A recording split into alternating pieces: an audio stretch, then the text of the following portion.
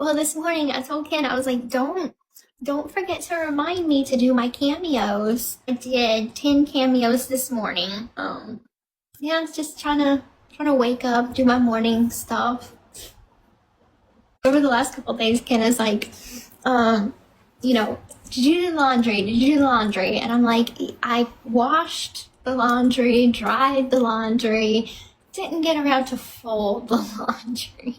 I'm a procrastinator with that. I got my sweater from Walmart.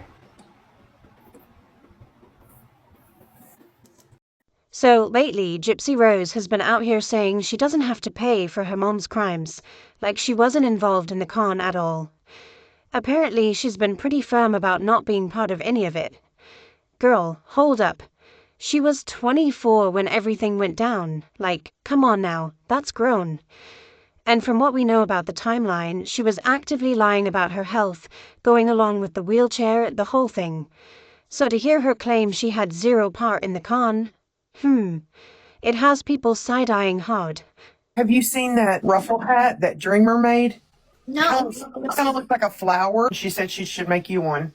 Oh, I would love a hat. Yeah, I would wear it proudly. It looks like a flower, but I think it's Is it cute. like a hat that has like a flower on the front? It's a hat like you just did with your hands, but around your forehead and around the back of your head. It looks like these wavy, like these Lance wavy. Russell-y. Yes, Dreamer's gonna make you one now. And then like Aurora's clothes are so tiny, and so it's like so tedious to like, okay, this is the bottom to this outfit and everything. I ended up just getting a big container, storage container, and I just put all her clothes in there. I just want to show you all the stuff I got for the baby. This is a bin full of clothes. This side we have the girl, and this side we have the boy. A hat, and tons of hats, bib. But here's where it gets really interesting and kind of flips the script on what a lot of us thought we knew. You know how for years the story was that Dee Dee was this monster mom with Munchausen by proxy, faking everything, forcing unnecessary treatments. A lot of that came from shows like The Act and Mommy Dead and Dearest, which painted Dee Dee as straight up evil. And yeah, those made it look like she was abusing Gypsy non-stop. But now, with more details coming out, like medical records being looked at closer, it's making some people question if it was all fabricated. Apparently, Gypsy actually does have this thing called microdeletion, like 1q21.1 or something along those lines. It's a genetic thing that can cause developmental delays, some physical issues, neurological stuff. And reports say Dee Dee was pushing for answers because Gypsy really was showing signs of being sickly. Doctors couldn't always explain it right away, so Dee Dee kept seeking help. Like, she wasn't just making it all up out of nowhere. And get this, Gypsy had strabismus, which is that eye misalignment thing. If it wasn't treated, she could have gone blind or had major vision loss. But Dee Dee got her the care for that. Just like I'm not going to apologize or take accountability for something that I didn't do. I wasn't in on the con with my mom. I was a pawn of her con. But everything that people label me as on this app, my mother was 10 times full, and I should not have to pay for the sins of her choices in life.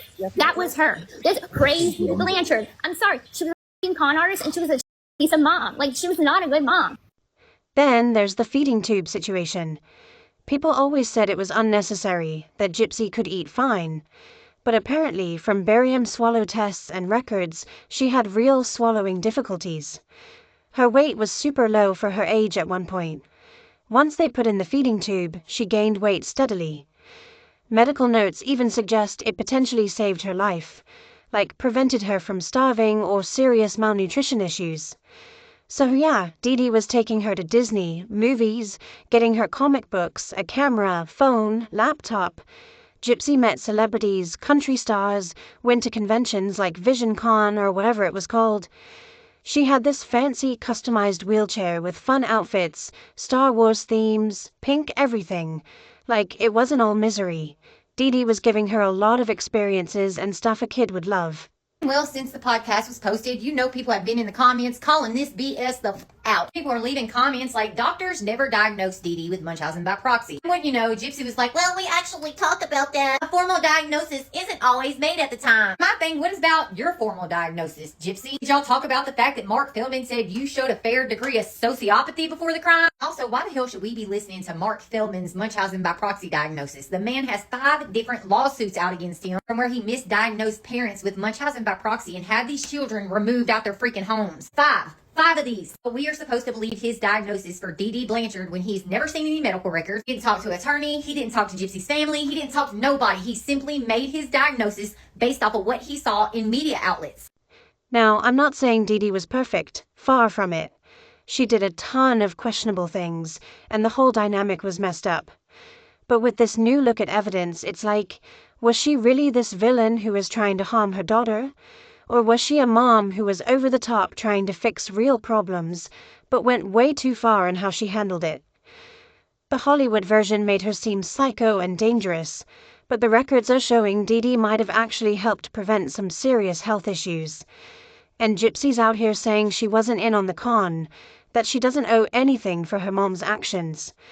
But girl, you were an adult participating in a lot of it. You lied to doctors, to people online, to get attention and donations. So to act like you were completely clueless, really? It feels like she's trying to distance herself now that she's free and building a new life. Low-key, this whole thing has me conflicted. On one hand, Gypsy went through hell in some ways, and no one deserves abuse. On the other, the murder was extreme, and now she's rewriting parts of the narrative. Be honest, do you buy that she had no idea about the con, or does the timeline and her age make that hard to believe? Tell me in the comments because I'm genuinely curious what you think. Has 5 different lawsuits for misdiagnosing people's parents, and I don't know what will. The other thing is, Gypsy going on this podcast when all these videos are floating around that she sent Nick, it's just Gypsy Rose trying to control the narrative. That is all it is. If you don't know, she is the one who reached out to Andrea, and then Andrea had her come on her podcast. This was Gypsy having some experts back her. Experts that have already misdiagnosed multiple people with Munchausen by proxy, by the way. Gypsy said, I was recently on a guest on the Nobody Should Believe Me podcast with Andrea Dunlop. Andrea is an author, journalist, and the founder of Munchausen Support. Gypsy ain't spoke a damn lick about no Munchausen. Now that all these videos are floating around of her manipulating Nick, she's on a podcast about Munchausen Support. Yeah, girl, we see you. She says it's focused on education and awareness around medical child abuse. I'm grateful for the space to share my perspective. Share her perspective. Girl, we've heard your perspective so many times you can't even keep up with it. I'm damn near convinced that the only reason she was on this podcast is because Andrea wanted to study her, because Mark Feldman has made multiple statements about the fact that Gypsy Rose is using the media to manipulate. He has a victim hero complex. She doesn't know a language outside of fucking manipulation. Yeah, she definitely was on there because they were studying her lies, in my opinion, for entertainment purposes only, honey. Now, here's the thing. A lot of these channels are doing commentary, reacting, discussing public stuff like old clips or FOIA docs that are out there anyway. Fair use is a gray area, right? But people are calling it an attempt to silence critics, especially since a bunch of the targeted ones are the ones calling out inconsistencies or whatever in her story.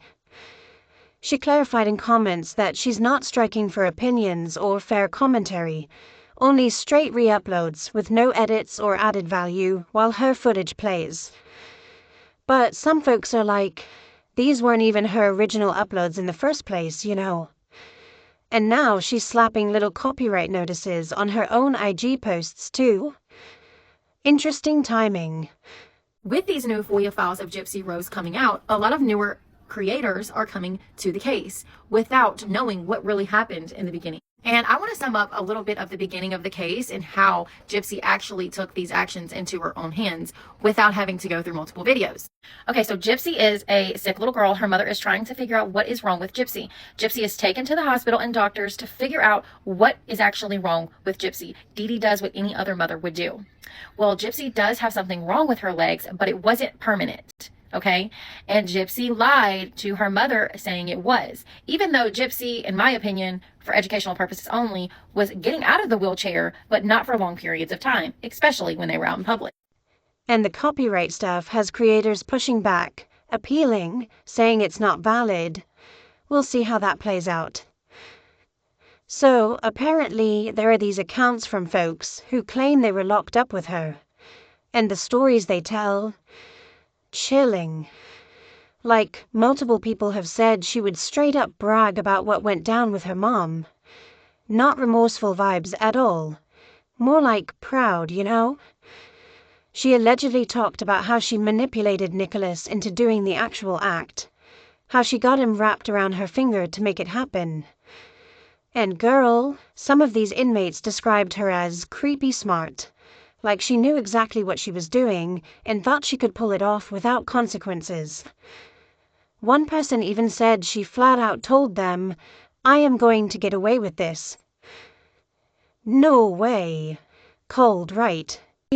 But Gypsy lied to Dee Dee, and she also makes a video to Nick claiming that she lied to her mother and to Nick until she told him she could walk. And we clearly see her standing up and dancing around in her bathroom and doing all these other videos. Also, I talked to other people that were in the town when she was living there, and they actually witnessed her walking around in stores without Dee Dee around her. So who knows how far that lie will go or how far it has came out in that neighborhood or city. But I do know that Gypsy was participating in other activities such as going to Disney and doing things in that town. She would go to a VisiCon that she started to participate in 2009, and in 2011 she meets a guy named Dan Glidewell. Now, they have some freaky stuff going on behind the scenes of VisiCon, and I think that Gypsy really started playing into those roles of, sexual activities, if you will. And Dee Dee's health, of course, declines, and it's not well. And of course, Dee Dee is not liking these behaviors that Gypsy is starting to act out, because she is going online talking to these men and doing other things before she meets Nick. And she also went to Dan's house to get away from her mother. So it wasn't like she, quote unquote, ran away. She went to his house, okay, and they called her mom to pick her back up. And then there's this wild detail about the aftermath that keeps coming up. Supposedly, after everything happened, she went back into the room where her mom's body was. Not just to clean up blood like she claimed at first, but allegedly she turned the air conditioner way down, like to the lowest setting, to try and preserve the body or slow down decomposition or whatever. Like, she thought of that, turning the AC to 40 degrees or something extreme. And then, rumor has it, she used dryer sheets, those scented ones, and placed them around the mattress to mask any smell. Girl, what? That's some next level planning, like she's been binge-watching crime shows or something. It makes you wonder how calculated it all was. But here's the part that messes me up. She supposedly said she was so squeamish about blood, couldn't even handle it. Yet she went in there to clean up anyway. Why? Because she allegedly knew she wasn't sticking around long. She thought she'd be gone before anyone really noticed. And while her mom's body was right there, covered up with a Barney stuffed animal next to her, which, what was that about? Some twisted way of comforting her, or just creepy? So Gypsy was obviously doing something that they didn't like, or just something was going on behind the scenes, okay? And then Gypsy meets who? Nick, okay? She starts talking to Nick in 2012, and they met on a Christian website, okay, for free, okay? And they're going to talk for about roughly like 3 weeks, or is it 3 months? I can't remember. Not long, but they don't talk long on there, and then they start to, go to other accounts like Facebook and emails and text messages. And Gypsy doesn't like full-fledged put on these sexual acts. She works her way up and to try to understand his mental state and who he is as a person. And then once she figures out she can manipulate him, she snatches him by his collar and says, "I'm the master now, and you're in my circus." Gypsy allegedly went in and took money and pills. Like, rifled through drawers, grabbed cash from a Ziploc bag in her mom's bedside area. Supposedly at least $5,000 or so from child support payments or whatever. And whatever meds she could snag. Her mom is gone, and she's looting. Oof, that's dark. And she manipulates him to unalive her mother to what? So she could run away. baby. Come on. Like, this narrative is what irks my nerves so bad. Like, you could have just gotten that little bus pass that you had and took your butt and booked it out. I'm sure your mom would have been hella proud, dude. Hella. Because she was tired of taking care of your ass, and you were probably not wanting to take care of her. I mean, it's just amazing at these facts that have came out. I mean, this little podcast that she's trying to do is not making her look any better. In my opinion, it's just showing that she will continue to lie and never tell the truth. And speaking of lying, she claimed they denied her therapy in prison, right? That she couldn't get help. But according to some former cellmates or reports, that might not hold up. Like, people are saying she straight up told them she didn't need it or refused it. No way they just deny therapy for someone in her situation, especially with the crime and everything. It feels like another layer of her spinning things. Even other inmates couldn't stand her apparently. They saw through the act, thought she was gaslighting everyone. And yeah, she got 8 years, which a lot of people call a slap on the wrist for her role. She served it, got out, but now the public eye? That's the real punishment allegedly. She'll never escape the scrutiny because records came out, old stuff got released, and the narrative shifted from poor victim to something way more complicated, manipulative, dangerous, sadistic even. When she first got released, media painted her one way, but then FOIA docs, emails, all that dropped, and people started seeing the inconsistencies. She should have gone to a psych center or something, but nope, straight to society, and it's been chaotic ever since. Oh, and this one alleged incident from court. There's talk and some clips floating around where during a break or whatever, people thought she pooped herself. Like, the judge or someone mentions a smell, they check, and she's walking away funny, looking worried when people sniff. Nasty if true, and some say she did it on purpose. Gross. Gypsy Rose's little stabby video. This is where she shows Nicholas the layout of the house and where her mother is going to be laying in the bed. As you can see, Dee Dee's room, just as messy as in the crime scene photos. Now Gypsy is walking around the side of the bed. Dee Dee's side was right here. I think this was Gypsy's chill spot on the floor. Here's where Gypsy approaches the bed and does the stabbing motions. Look at her bedside table. It's cleaned off. And she's pointing at the pillow, letting you know that's where Dee Dee will be laying. Stab right there. I just don't understand why Gypsy, if she could do all this walking around the house when Dee Dee wasn't there, why the hell couldn't you pack your shit and run? We have so many videos where she doesn't look like she's worried about Dee Dee walking in. She doesn't seem to care. Phone ringing in the background and she don't even jump. She doesn't seem worried that it's Dee Dee calling to check on her. She never answers the damn phone. And in this little spot right here, that video I just showed was just a short time before the murder, like a week or something. In that video, it was a red pillow, but right, and a different cover. In this picture in the crime scene photo, it's a white pillow, and I'm wondering if that is Gypsy Rose's fucking nightgown, because when you zoom in on it, it has 3 little buttons right there and a towel laying on top of it. And we know that Gypsy took a damn shower the night of the crime. We know that she told Nicholas that she would finish shaving and stuff when he got to the door. And she tells the damn detective that she was wearing a damn nightgown that had flowers on it. So I wonder, after the crime, did she come in here and get dried off and get dressed? Was this her little chill spot at night? Because there's a CPAP machine, there's the damn laptop, and again, there's a pillow. Look, all this is alleged, from what people claim former inmates said, old interviews, reports. Nothing's proven in court beyond what she pled to. But it paints a picture of someone who bragged, planned, manipulated, and maybe never fully owned it.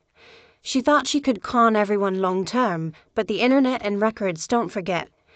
It's sad in parts because of the abuse she endured, but also the choices, heavy stuff. What do y'all think? Does this change how you see her story or nah? Drop your thoughts below. And again, tell me where you're watching from and what time it is there. I live for those comments. Like if this had you hooked, subscribe, notifications on, all that. Anyway, that's the tea spilling tonight.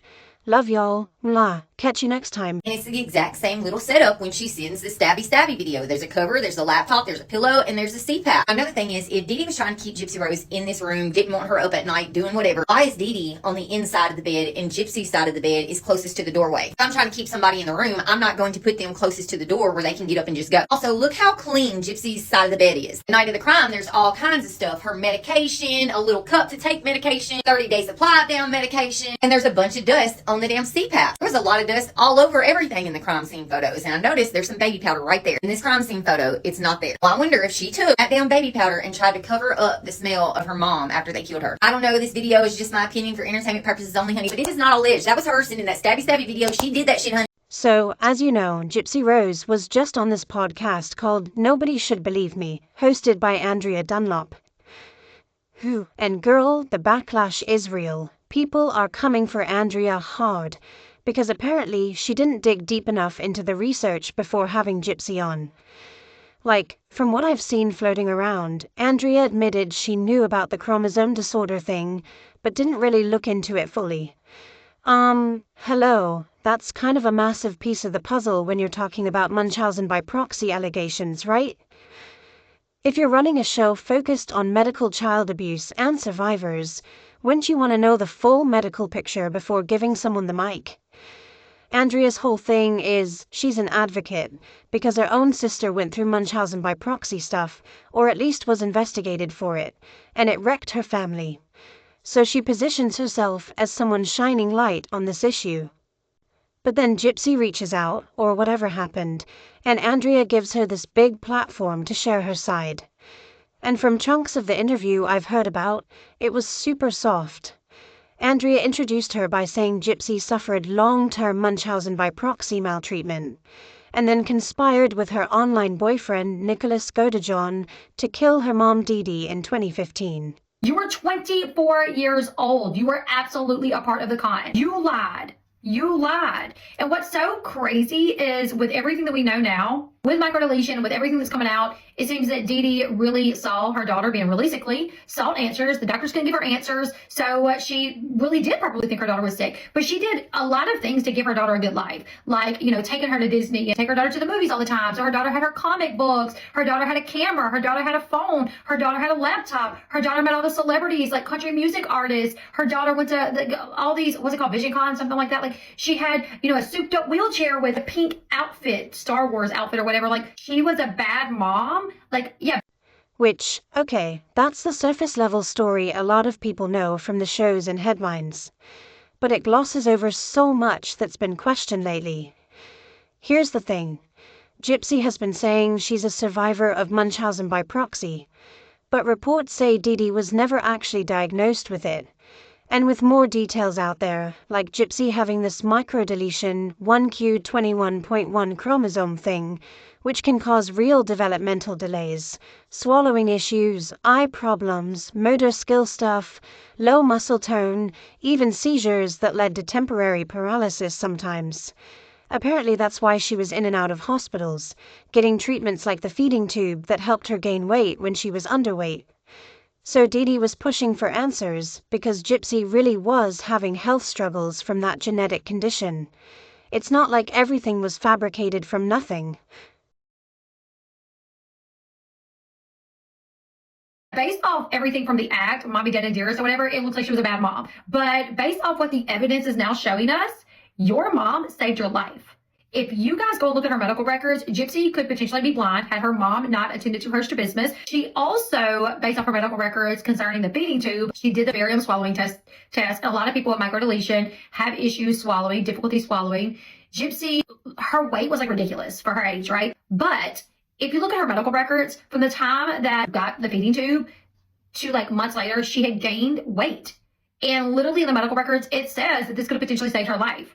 Her getting this feeding tube. And this was all done at her mom pushing for answers. Okay, so Gypsy wants to say her mom is a monster or whatever. Well, the evidence does not support that anymore. If you want to watch the Hollywood glamorized story that they put out about Dee Dee and Gypsy, sure, Dee Dee was a crazy psycho woman who was probably on the verge of unaliving Gypsy. But if you want to look at the evidence, what the evidence is supporting now and what the evidence is telling us now, that is not the case. And your mom literally saved you from going blind and possibly saved you from starving yourself to death due to your issues with swallowing. So yeah, you guys, there's Gypsy Rose Blanchard saying that she will not take accountability for what her mother did and that she was not in on the con. But Gypsy still frames it all as abuse, as MVP, even though there's no formal diagnosis for Dee Dee. And in the podcast, she talks about how she wishes her mom had been caught earlier, removed from her care, maybe placed with her dad. But girl, let's not forget her dad basically dipped out, started a new family, and left Dee Dee as the sole parent. He had chances to see Gypsy and didn't. So it's complicated, right? Not just one side bad, the other perfect. Then Gypsy gets into her post-prison life. She says right before release, she asked her then-husband Ryan to set up social media accounts for her on TikTok, Facebook, Instagram, so she could take them over. Thought it'd be fun, posting dances, shopping hauls, whatever. But boom, followers exploded to millions. People started pressuring her to advocate for MVP survivors and prison reform. She felt that weight fresh out of prison, not even settled, and then the internet did its thing, building her up, then tearing her down. Would like you have another room? Another room Yeah, or? just one room. Okay. Yeah. Not another night? Yeah, just one night. In your name. My name is Nicholas. Do you have a preference for what floor you want to be on? I guess maybe the same room. That was What about 226? It's right next to That's fine. Yeah. Okay. So you liked that room. Your total is going to be $68.10. Here's your ID back. After Gypsy, Rose, Blanchard, and Nicholas Gottajon brutally unalived Dee Dee Blanchard, while she lay asleep in her bed, the two went back to the hotel that Nicholas had been staying at the night prior to the unaliving. The pair originally planned to leave Springfield the same day, but plans changed when they realized that they would have to wait for tomorrow's bus instead. Gypsy purposely did not go into the office with Nick to book the room out of fear that someone would recognize her. She mentions parole officers suggesting she stay off social media, so she deleted her huge Instagram but kept TikTok.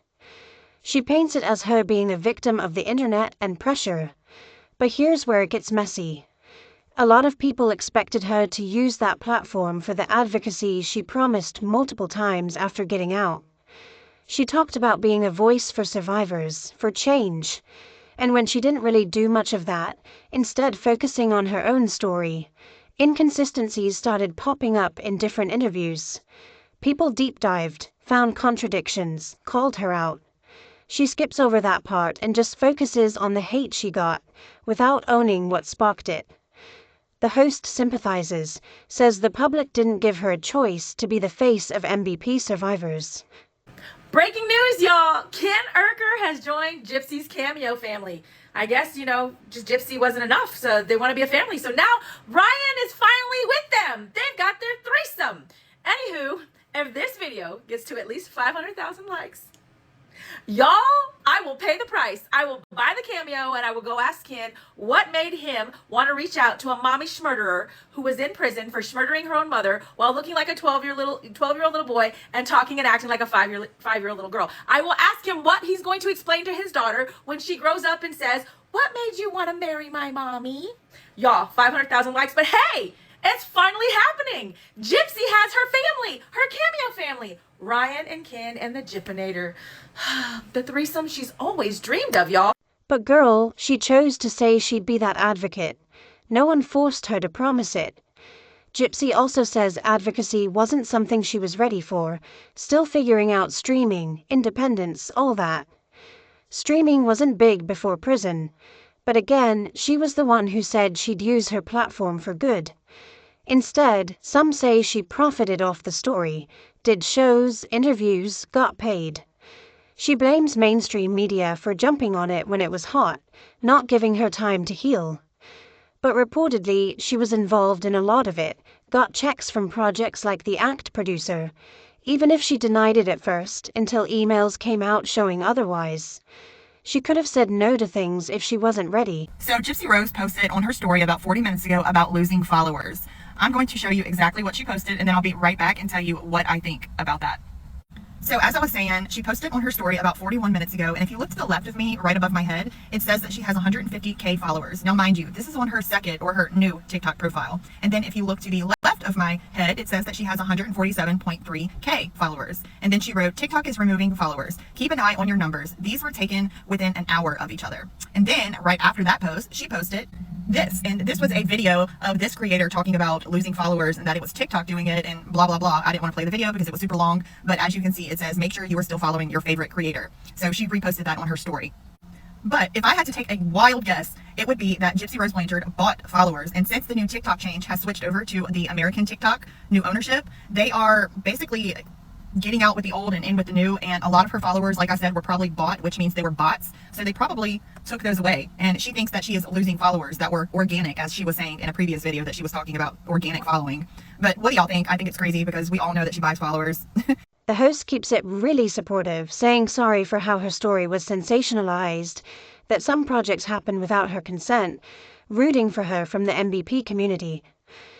calls her an accessory to the crime, which, a lot of people push back on because evidence suggests Gypsy was more involved, premeditating, manipulating Nick over years, even trying before him. She was 24, adult, but says she was mentally stunted, like a teen emotionally. On doctors' malpractice stuff, one saw her walk, but she was in wheelchair. Gypsy says she planned to report, but prison, no internet. Then life got busy with media, book, pregnancy. But skeptics say if there was a real case, her lawyer could have pursued it for money, but didn't. After the episode dropped, Andrea turned off comments or heavily moderated, saying no debate on whether Gypsy suffered abuse, deleting speculation. Said absence of diagnosis or conviction doesn't negate abuse. Pattern and history matter.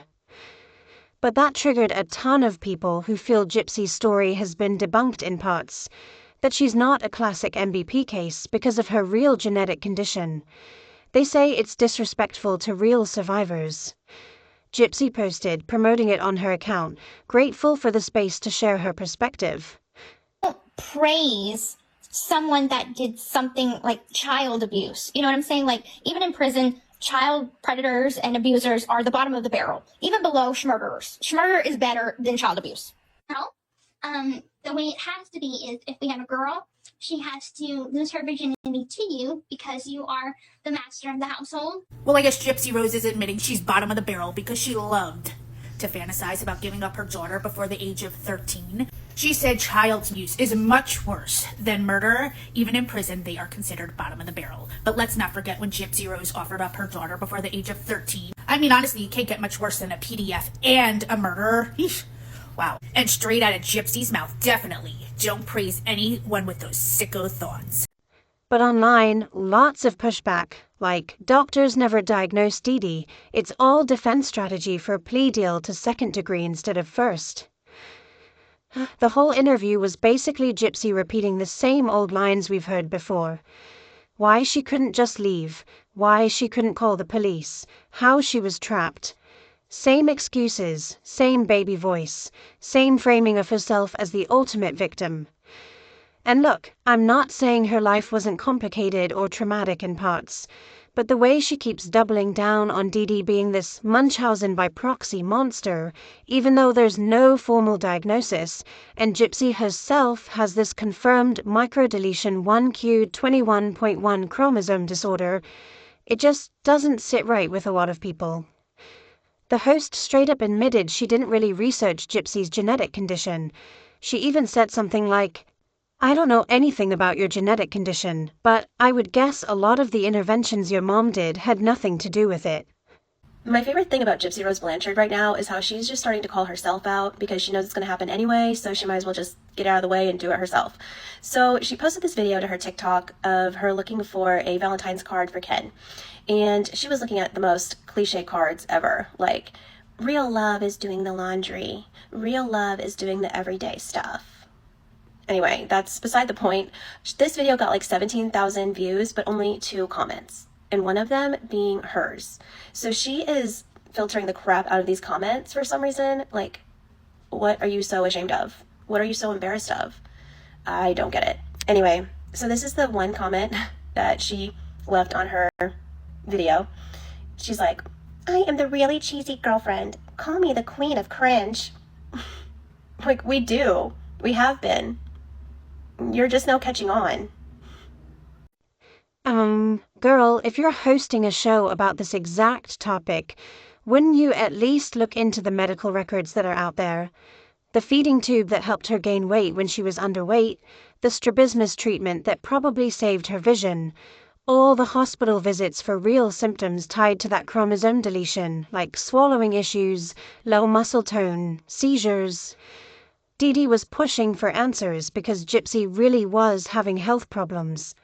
So to sit there and guess that the mom was just abusing her anyway, without knowing the details, that felt irresponsible. Then Gypsy goes on this part about how people with Munchausen by proxy aren't monsters, they're just mentally ill and need help. She says they're humans, they're someone's loved one, someone's mother or caregiver. And I'm sitting here like, Okay, but you literally conspired to have your own mother killed. You manipulated someone into doing it. And now you're preaching sympathy for people in that situation. The hypocrisy is loud. I would like to make something very clear. I continue to hear, oh, but she's a victim. I'm gonna need you to tune in to what the term victim actually means. It means a person harmed, injured, or killed as a result of a crime, accident, or other event or action. That would be the story of this lady, Dee Blanchard. Little Geppetto here fits a different definition. This one, perpetrator. A person who carries out a harmful, illegal, or immoral act. You know, like being the person that's known for the murder of Dee Blanchard. This is the victim.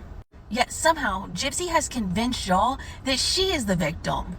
And y'all are running around all over the internet clapping for a convicted murderer. I think this line sums up what I'm trying to say. Maybe a criminal can be a victim sometimes, but not while they're committing a fucking crime. I'm gonna need you to let that one soak in for a second. So yeah, this whole podcast felt less like education and more like Gypsy clawing back into the conversation, keeping her name buzzing. And it's exhausting. Be so for real with me. Do you think Gypsy is genuinely trying to advocate for MBP survivors? Or is this just another way to stay in the spotlight?